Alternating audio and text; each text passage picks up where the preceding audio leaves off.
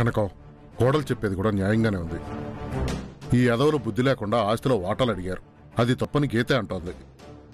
ఎన్నాళ్ళు నువ్వు ఈ ఇంటి కోసం పడ్డ కష్టం చాలు. ఇక నువ్వు విశ్రాంతి తీసుకో. బాధ్యతలన్నీ కోడలకు అప్పచెప్పు. కోడలు వెనకేసుకొస్తాడా? ఏమి రేపు నీ కూడు పెట్టరని భయమా? ఇదిగో చిట్టి కేసు చెప్తాడా, నా కొడుకులు ఎవరు నన్ను చూడకపోయినా నిన్ను చూడకపోయినా నేను సంపాదించే నీకు కూడు పెడతా. ఇదే మీరు సంపాదిస్తున్నారు, మీరే అందరికీ తిండి పెడుతున్నారని మీకు అహం. అందుకే మీరు మమ్మల్ని చులకనగా చూస్తున్నారు. మా చేతికి బాధ్యతలు అప్పచెప్తే కదా మేమేం చేయగలమో, మేమెలా బ్రతకగలమో చూపించడానికి. మా చేతికి ఏ బాధ్యతలు ఇవ్వరు, కానీ మాటలు మాత్రం అంటారు. అమ్మా గీత, ఏందమ్మా ఇది? అప్పా నీంగ పేసాదింగ.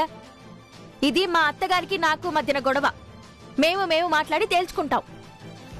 అబ్బబ్బబ్బబ్బబ్బా, ఎంత కలిసికట్టుగా నాటకాలు ఆడుతా ఉండారు.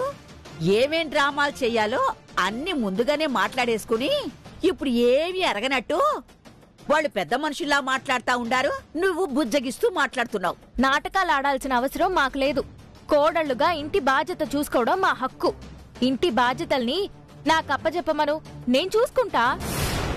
ఏయ్, నా గొంతులో ప్రాణం ఉండగా నా బొడ్లో తాళాల గుర్తుని చేతికి రాదే. ఇది నా స్వరాజ్యం. మీకు వాటాలు ఈనో, చేతికి తాళాలు ఈనో.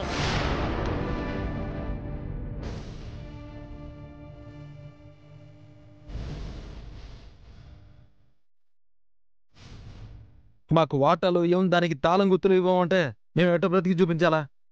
అప్పుడు మీరు మాట్లాడకూడదు. మేము సంపాదించలేదని ప్రతి తూరి అవమానించకూడదు. మాట్లాడతాన్రా, సంపాదించడం చేతగాని దద్దమ్మలు మీరు. అత్తా, చివరిసారిగా చెప్తున్నా, మేం ఇన్నాళ్ళు మీ వల్లే భార్యాభర్తలుగా కాపురం కూడా చేసుకోకుండా పెళ్ళైనా బ్రహ్మచారులుగా బ్రతుకుతున్నాం. మాకు మీ చేత్తో ముహూర్తాలు పెట్టించి తాళం గుత్తి మా చేతికిచ్చి బాధ్యతలు అప్పచెప్పండి. గుట్టుగా కాపురాలు చేసుకుంటూ బాధ్యతలు చూసుకుంటాం. మీరు రిలాక్స్ అవ్వచ్చు. ఏంది అయ్యేది రిలాక్స్? ఇప్పుడు చెప్తా ఉండా చూడు. మీరు అరిచి గీ పెట్టినా కూడా నా చేతుల్లోంచి రూపాయి ఈనో, ఆస్తులొచ్చింది బాట కూడా ఈనో. ఎట్టా బతుకుతారో చూస్తా. రామా,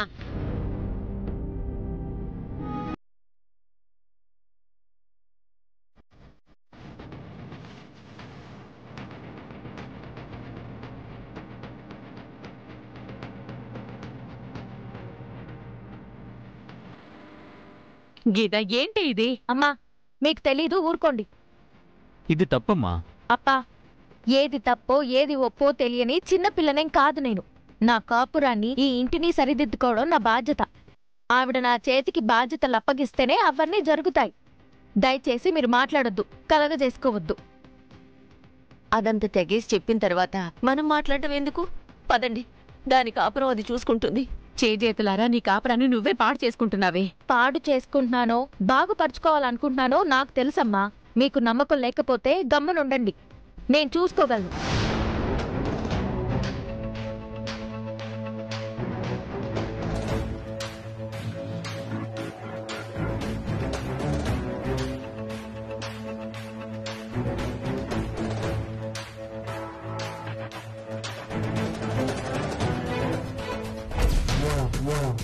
ఇన్నాళ్ళు నన్ను చూస్తేనే కన్నెత్తుకొని మాట్లాడేదానికి జంకే నా కొడుకులో ఈ రోజు నోరెత్తి నన్నే ఎదిరించి మాట్లాడతారా? వాటాలు కావాలనా వీళ్ళకి? దానికేవో పెత్తనం కావాలనంట. పేనుకు పెత్తనమిస్తే తలంతా గొరిగిందని, దానికి పెత్తనమిస్తే నేను సంపాదించిన ఆస్తి మొత్తం తొక్కిపారేయాలని చెప్పి పెత్తనం అడుగుతుంది. పెత్తనం కానిస్తానా? చెప్తా.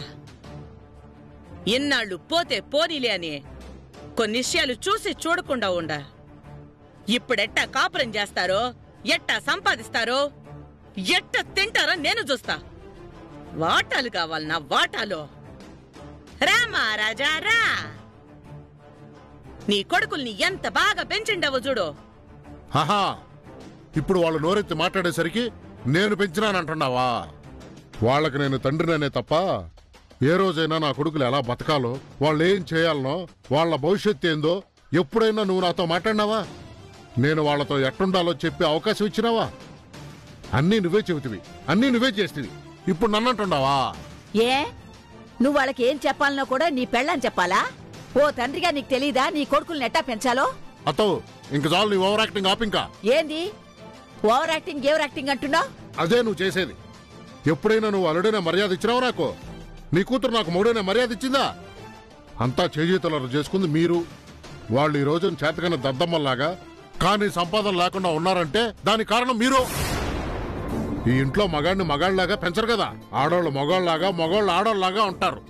అందుకే వాళ్ళు చేతకాని దద్దమ్మలు అయ్యారు. ఈ రోజు మాట్లాడినారు కదా పెద్ద మగాళ్ళలాగా.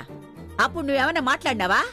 నీ కొడుకులు నీ ముందు నీ పెళ్ళాన్ని వాటాలు అడిగినప్పుడే ఒక్కొక్కరి చెంప చెళ్ళు మనిపించుండాలా లేదా నువ్వు?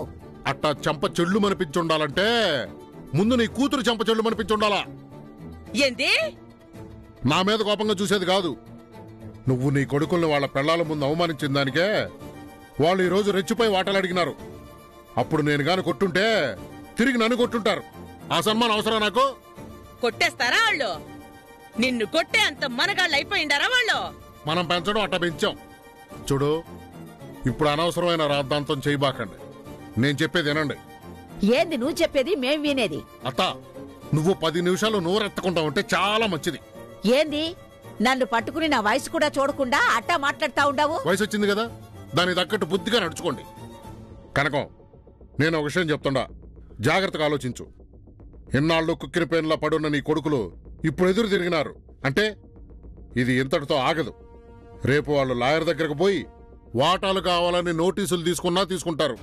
ఆ విషయం పక్కన పెట్టేస్తే కోడళ్ళు కూడా ఎదురు తిరుగుతా ఉండారు. ఇప్పుడు నీ కొడుకులు వాళ్ళ పెళ్లాల చేతుల్లో ఉన్నారు. నువ్వు గాని ఎట్నా మొండిపట్టుగా ఉన్నావనుకో, జరిగే నష్టం నీకే. నీ కొడుకుల్ని కాకుండా పోతారు. యో, నువ్వు గమనుండు. లేని పని బాయలు పుట్టించుబాక. నేను లేని పని చెప్పడంలా, జరగబోయేదే చెప్తా ఉండా. ఆస్తి వాటాలు వేయకుండా నీ కొడుకులు నీ కళ్ళ ముందరే ఉండాలంటే నీకొకటే దారి. సైలెంట్గా నీ కోడలికి బాధ్యతలు అప్పచెప్పు. ఏంది? దాని చేతికి బాధ్యతలు అప్పచెప్పాలనా? అది కుదిరే పని కాదు. అది కుదరకపోతే నీ కొడుకులు కూడా నీ దగ్గర ఉండటం అస్సలు కుదరదు. చూడు, వాళ్ళకి బ్రతికేది తెలుసు, బ్రతుకు తెరువు తెలుసుకుంటారు. వాళ్ళ చేతికి బాధ్యతలు అప్పచెప్పు. నేను చెప్పేది ఇను. నేను ఇననుగాక ఇనను. దాని చేతికి గాని తాళాలు ఇచ్చావంటే ఇన్నాళ్ళు నేను కష్టపడి సంపాదించిన ఆస్తి మొత్తము ఆర్తి కర్పూరం చేసేస్తది. నీకంతగా అనుమానం ఉంటే వాళ్ళకి బాధ్యతలు అప్పచెప్పి 2-3 నెలలు చూస్తానని చెప్పు. వాళ్ళు ఇంటిని ఎట్ట నడిపిస్తారో, మొగుళ్ళతో ఎట్టా సంపాదించుకునేలాగా చేస్తారో, వాళ్ళని ఎట్టా ప్రయోజకులు చేస్తారో చూడు. వాళ్ళ మీద నువ్వు పెట్టుకున్న నమ్మకం ఒమ్మైతే వాళ్ళు ఫెయిల్ అవుతారు. ఆ తర్వాత నువ్వు అనుకున్నట్టే నీ తాళం నీ చేతికి తీసుకోవచ్చు. ఏంది? 3 నెలలు బాధ్యతలు చూసుకోమని చెప్పాలనా నేను? 3 నెలలు కాదు కదా, 30 ఏండ్లు ఇచ్చినా కూడా నా మాదిరిగా వాళ్ళీ ఇంటిని చూసుకోలేరు, సంపాదించలేరు. వాళ్ళని ప్రయోజకుల్ని చేయలేరు. ఇదంతా అయ్యే పని కాదు. చూడు, ఒకే ఒక్కడి సినిమాలో సీఎం కుర్చీనే ఒక రోజుకి ఇంకొకడికి ఇచ్చేసినాడు. అట్లాంటిది నువ్వు ఇంటి తాళాలని కోడళ్ళకి 3 నెలలు ఇచ్చేదానికి ఏంది? ఇప్పుడు గాని కనీసం కోడళ్ళకైనా బాధ్యతలు అప్పచెప్పకపోతే నీ కొడుకుల ముందు ఇంకా చులకనైపోతావు. ఆ తర్వాత నిన్ను అస్సలు లెక్క చేయరు. నీ కొడుకులు నీకు కాకుండా పోతారు. చెప్పాల్సింది చెప్పా, ఆ తర్వాత మీ ఇష్టం. ఏందమ్మా ఈ నెట్ట బెదిరిస్తా ఉండాడో? నా కొడుకులు నాకు కాకుండా పోతారా? కష్టపడి సంపాదించి ఇంత పెద్ద చేసిండాను. కడుపు కట్టుకొని రూపాయి కూడబెట్టి ఆస్తులు సంపాదించండాను. ఇప్పుడు దాని చేతికి ఇమ్మంటాడండి? అసలు నా కొడుకులు నాకెదురు మాట్లాడేలా చేసింది ఆ సాంబారే. ఇప్పుడు కూడా అది ఏదో ఒక ప్లాన్ వేసే ఉంటది. ఏందమ్మా గీత, లేక లేక గోవిందగడికి నోరు వచ్చింది. ధైర్యం చేసి భాగాల గురించి అడిగినాడు. నడిపోడు వాడే నోరు తెరిచి అడిగిన తర్వాత చిన్నోడు నేను మాట్లాడపోతే ఎట్టా? మేము కూడా భాగాలు పంచమని అడిగినాము. నువ్వు మధ్యలో దూరి భాగాలు వద్దు, వ్యాపారం చేసుకునేదాన్ని డబ్బులు ఇవ్వండి, ఇంటి బాధ్యతలు అప్పచెప్పండి అంటివి. మా అమ్మ సంగతి మాకు బాగా తెలుసు. ఈ ఇంట్లో మా అమ్మ సంగతి బాగా తెలిసిన మనిషి మా నాయన. ఆ తర్వాత నేను. వడ్డీ కోసం ప్రాణాలైనా ఇచ్చేస్తుంది గాని మమ్మల్ని నమ్మి ఈ ఆస్తిపాస్తులు మాకు ఇచ్చేది గాని ఇంటి బాధ్యతలు నీకు అప్పచెప్పడం గాని జరిగే పనే కాదు. అక్కడే నిలబడి తేల్చుకుని ఉండాల్సింది.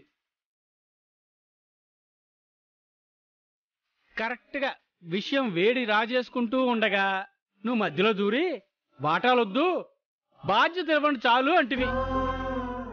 ఏందో నువ్వు చూసినావా, నేను బాధ్యతలు ఇవ్వను వాటాలు అప్పచెప్పనని ఎట్టా బతుకుతారో చూస్తాను అని వెళ్ళిపోయింది. నువ్వు ఊరికే ఉండబ్బా. భాగాలు పంచుకొని పోయినావంటే ఊర్లో బైసాట్లయిపోతాం. మనం కొంచెం గౌరవంగా బతకాలి. ఏం జరిగినా గోప్యంగా జరగాల.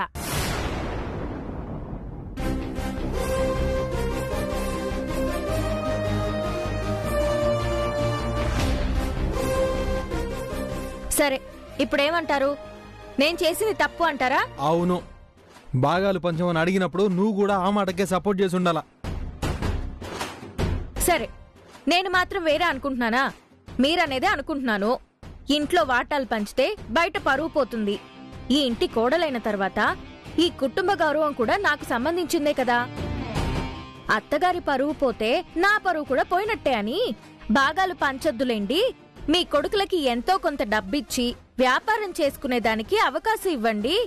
కోడలుగా మేం బాధ్యతలు చూసుకుంటాం, మా చేతికి బాధ్యతలు అప్పజెప్పండి అనేసి అన్నాను. దానికి కూడా ఆవిడ కుదరదని చెప్పి వెళ్ళిపోయింది.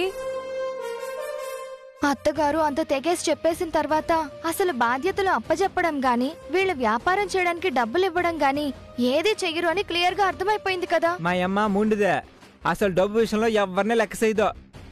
బాగాలు పంచుకుని ఏదో ఎదుగుదామంటే అయిపోయా. ఇప్పుడు మాత్రం ఏమైంది? ఆవిడ దేనికి తగ్గి రానంటే చూస్తూ ఊరికే ఉంటామా? మరేం చేద్దామంటావు? కోడలిగా నా చేతికి బాధ్యతను ఇవ్వను, మీరు వ్యాపారం చేసుకోవడానికి డబ్బులు ఇవ్వను, కొడుకులుగా మీకు వాటాలు ఇవ్వను అంటే ఏం చేస్తాం? వాటాలు ఇవ్వకపోతే పోండి, టాటా అని చెప్పి మన పెట్టే బేడా సర్దుకొని పోతా ఉందాం.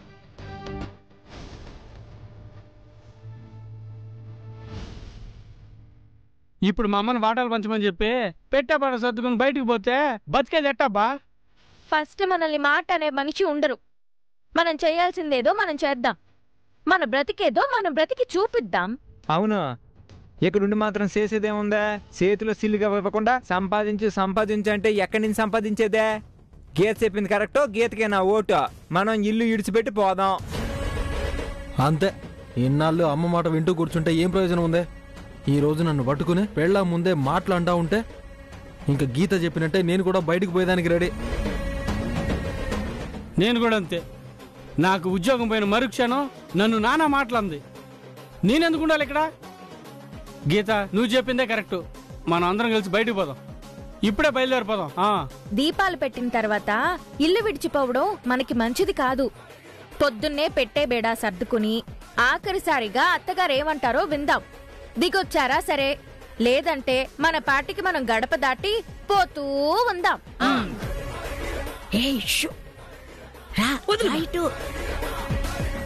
వదలమంటా చెప్తా. వదలమా. వాళ్ళక్కడే జుట్టు పట్టుకుని ఏ పోయి ఏమానమాత మోకించేదాన్ని. ఏమంటది? నేను వాటాలు ఇయ్యకపోతే టాటా చెప్పేసి మొగడిని తీసుకుపోయి వేరే కాపురం పెడతానంటదా? నా కొడుకుని నాకు కాకుండా తీసుకుపోవాలని చూస్తదా? నా కడుపును పుట్టిన దొంగ నా కొడుకులు వాళ్ళు కూడా అది తానా అంటే తందానా అంటా ఉండారు. ఆన్నే ఎగిరెగిరి తన్నంటా. నువ్వు అనవసరంగా లాక్కొచ్చిండవు. కనకం, ఇలాంటి సమయాల్లో ఆవేశం కంటే ఆలోచనే ముఖ్యం. ఆ సాంబార్ సిస్టర్సు నీ కొడుకులకు మందు పెట్టేసి వశపరుచుకునుండారే. ఇప్పుడు వాళ్ళందరూ మందు మత్తులో ఉన్నారు. అది వశీకరణ చేసేసింది. నువ్వేం చేసినా ఆ మాయలో నుంచి బయటపడరు. నువ్వింకా మొండికేస్తే నీ కొడుకులు నీ కాకుండా పోతారు. అంటే ఏంది? చూసి చూడ టూరుకోమంటావా? చూస్తూ ఎందుకు ఊరుకోమంటానే? దాని దెబ్బని దానికే రుచి చూపిద్దాం. ఏంది చూయించేది? సరిగా చెప్పు. కనకం, ఇన్నాళ్ళు నేను నా ఒరిజినాలిటీని దాచిపెట్టుకునుండా. ఇప్పుడు చూపిస్తా. వాళ్ళు నీ కొడుకులకి వశీకరణ మందు పెట్టి వాళ్ళని వశం చేసుకున్నారు. అదే మాదిరిగా దానికి మనం మందు పెడదాం. వశీకరణం మందా? అవునే, తినే దాంట్లోనో తాగే దాంట్లోనో ఆ మందు కలిపి ఇచ్చేసినామంటే ఆ తర్వాత కుక్కిన పేనులాగా కట్టు బానిసెల్లాగా మనం కూర్చోమంటే కూర్చుంటారు, నుంచోమంటే నుంచుంటారు. మో నువ్వూరికే ఉండో. అవన్నీ జరిగే పనిలేనా? ఆ మందు మాకంతా నేనే నమ్మను. ఒసే పిచ్చిదానా, వశీకరణ మందులో అన్నీ ఉన్నాయే. దాన్ని తయారు చేసే మనుషులు కూడా నాకు బాగా తెలుసు. నీకెట్ట తెలుసు మయ్యన్నీ? నీకో రహస్యం చెప్తాను విను. నీ మొగుడు పెళ్ళైన కాడ్నుంచి కుక్కిన పేన్లాగా వంటింటి కుందేల్లాగా ఇంట్లో ఎట్టా పడుండాడనుకుంటున్నావు? ఎట్టా? నాకు భయపడే కదా. నీ బొంద. నీకు భయపడేటట్టు అట్ట పడుండేటట్టు చేసింది నేను. ఏందమ్మా నువ్వనేది? అవునే, నీ పెళ్ళైన రోజు నీ మొగుడికి అన్నంలో మందు కలిపి పెట్టేసిన. ఆ ప్రభావం వల్లే ఇన్నాళ్ళు కిక్కురు మనకుండా పడుండాడు. ఓ, మరి ఇప్పుడిప్పుడు కొద్దిగా ఎదిరిస్తా ఉండాడే. 30 ఏళ్ళు అయిపోలా, మందు పవర్ తగ్గింది. ఇంకో తూరి మందు కావాలంటే ఇచ్చేద్దాం. మో ఆయన వద్దులే. ఆయన ఎట్టాగు కుక్కిన పెన్లా పడుండేదానికి అలవాటు పడిపోయిండాడు కదా. దీని సంగతి ఏంది? అయినా దీనికి మందిచ్చేదాని వల్ల మనకేంది లాభం? నీకింకా అర్థం కాలా? అది నీ కొడుకులకి ఎట్టా వశీకరణ మందు పెట్టి ఇప్పుడు అది చెప్పినట్టల్లా వాళ్ళు ఆడేటట్టు నీకెదురు తిరిగేటట్టు చేసిందో అదే విధంగా మనం కూడా దానికి మందు పెట్టి అది మనం చెప్పినట్టు వినేలా చేసుకుందాం. ఆ తర్వాత నోరెత్తదు. ఇప్పుడు లక్కమ్మమ్మని చూసావా? లక్కమ్మమ్మ కంటే ఇంకా ఘోరంగా హీనంగా బిక్కు బిక్కుమంటూ మనల్ని చూస్తేనే జ్వరం వచ్చేటట్టు భయపడతాది. ఆ తర్వాత ఇంటి బాధ్యతలు తాళాలు అడగడం కాదు కదా, కనీసం మంచినీళ్ళు తాగాలన్నా నిన్నడిగే తాగాలి. పస్తులుండమంటే పస్తులుండాలా, పని చేయమంటే పని చెయ్యాలా, కూర్చోమంటే కూర్చోవాలా, లెయ్యమంటే లెయ్యాలా. ఒక్క మాటలో చెప్పాలంటే కీలు బొమ్మ మాదిరి పడుంటాది. మో వశీకరణం మందు పెడితే ఇదంతా జరుగుద్దా నిజంగా? నీ మొగుడే నీకు నిలువెత్తు సాక్ష్యం. ఇంకా నీకు అర్థం కావట్లే? రేపే ఆ మందు పెట్టే మనిషి దగ్గరికి నిన్ను తీసుకుపోతా. ఆ సాంబార్ నీకు ఏ విధంగా అణిగిమణిగి పడుండాలో, నువ్వు దాన్ని ఎట్టా చూడాలనుకుంటా ఉండావో అన్నీ ఆ మందు తయారు చేసే మనిషికి చెప్తే వశీకరణ మందు రెడీ చేసిస్తాడు. ఆ మనిషి చెప్పిన దాని ప్రకారం దాంతో గనక ఆ మందు మింగించేసినావనుకో, ఆ సాంబార్ ఇంకా నీ కొడుకుల్ని ఏమీ చెయ్యలేదు. వాళ్ళు ఆటోమేటిక్గా నువ్వు చెప్పినట్టు వింటారు. ఆ సాంబారు అణిగిమణిగి పడుండేదే కాదు, అవసరమైతే దాని మొగుని వదిలేయమన్నా వదిలేస్తది. ముందు ఆ మందులు కలిపే మనిషిని రేపొద్దునే పోయి కలుద్దాం. అక్కడే నీకు అన్ని వివరంగా తెలుస్తాయి. నీకు నమ్మకం కుదురుతాది.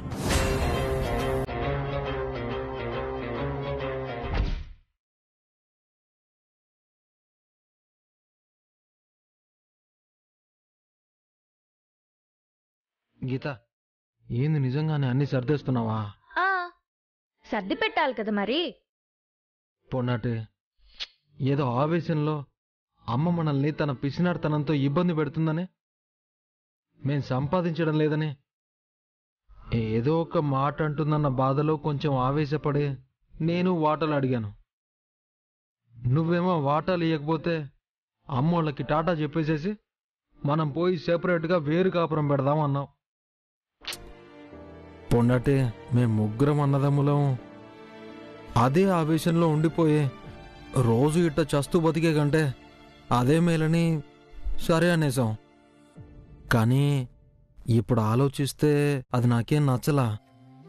ఏదేమైనా మనం ఇల్లు విడిచిపెట్టి వేరు కాపురాలు పెట్టడం కరెక్ట్ కాదనిపిస్తుంది. నువ్వు ఆవేశాల్లో చెప్పావేమో గాని నేను మాత్రం ఆలోచించే చెప్పా, వేరు కాపురాలకి వెళ్ళిపోదామని. ఏంది పొన్నాటి నువ్వు? నేను పొరపాటు చేస్తే నువ్వు సరిదిద్దాలా. నేను ఆవేశంలో నిర్ణయం తీసుకున్నానంటే బాగా ఆలోచించి నిర్ణయం తీసుకున్నా నేను అంటావా? ఇట్ట వేరు కాపురాలు పెట్టేస్తే ఏమైనా బాగుంటుందా? ఎంత ఇబ్బంది పెట్టినా ఎన్ని మాటలన్నా అమ్మ అమ్మే కదా. అమ్మని విడిచిపెట్టిపోవాలంటే ఏదో ప్రాణం విడిచిపెట్టిపోతున్నంత బాధగా ఉంది. వద్దు పొన్నటి ప్లీజ్. అయ్యో, నా వల్ల కాదు. రోజు ఆవిడ దగ్గర ఈ బాధలు ఎవరు భరిస్తారు? పైగా మిగతా ఇద్దరు కూడా వేరు కాపురాలకి సరేననేశారు. ఇప్పుడు బ్యాగు అన్ని సర్దేటప్పుడొచ్చేసి కుదరదంటే ఎట్లా? రేపట్నుంచి మనల్ని ప్రశ్నించే మనిషి లేకుండా హాయిగా మన బ్రతుకులు మనం బ్రతకచ్చు. పొన్నాటి తప్పు రైటో మనల్ని అడిగే మనిషి ఒకరు ఉంటే బాగుంటుంది. విడిచిపెట్టి పోవడం కరెక్ట్ కాదు పొన్నాటి. అరే మళ్ళీ మళ్ళీ అదే అంటావ్. మనం వెళ్తేనే ఆవిడకి మీ విలువ తెలిసొస్తుంది. ఏంది నేను ఇంత ఇదిగా చెప్తుంటే కూడా నువ్వు మొండి పట్టు కూర్చున్నావు. కావాలంటే మీరందరూ పోండి, నేను మాత్రం రాను. అంటే ఏంటి? నేను పోయినా పర్లేదా ఇంటి నుంచి? అది కాదే పొన్నట్టే. అమ్మే నా పిచ్చి మొగుడా, అమ్మ ఎన్ని మాటలన్నా ప్రేమ మాత్రం పోదే. మా అమ్మ అంటే అంత ఇష్టం నాకు. అందుకే నువ్వంటే నాకు అంత ఇష్టం. మరి నేనంటే ఇష్టమైతే వేరు కాపురం వద్దు అని అంటా ఉంటే నువ్వు పోదాం అంటున్నావేందే? అదంతా ఊరికే ఉత్తిదే. నిజంగానా? అవును. అసలు విషయం ఏంటో తెలుసా? మనం రూమ్లో మాట్లాడుకుంటుంటే అత్తగారు బామ్మగారు మనం ఏం మాట్లాడుకుంటున్నామో అని వినడానికి ఇటొచ్చారు. వాళ్ళు రావడం చూసి నేను వాటాలివ్వకపోతే మనం వేరే కాపురం వెళ్ళిపోదామని ఊరికే అన్నా. నేను మా అక్క ఎక్కడ మీ అన్నదమ్ముళ్ళని తీసుకుని బయటికి వెళ్ళిపోతామో అన్న భయం అత్తగారికి రావాలి. ఆ భయం వచ్చినప్పుడే కనీసం మీకోసమైనా ఆలోచించడం మొదలు పెడుతుంది. అన్ని మాటలు విని గొడవ పడకుండా అక్కడి నుంచి వెళ్ళిపోయిందంటే ఖచ్చితంగా ఆలోచిస్తుంది.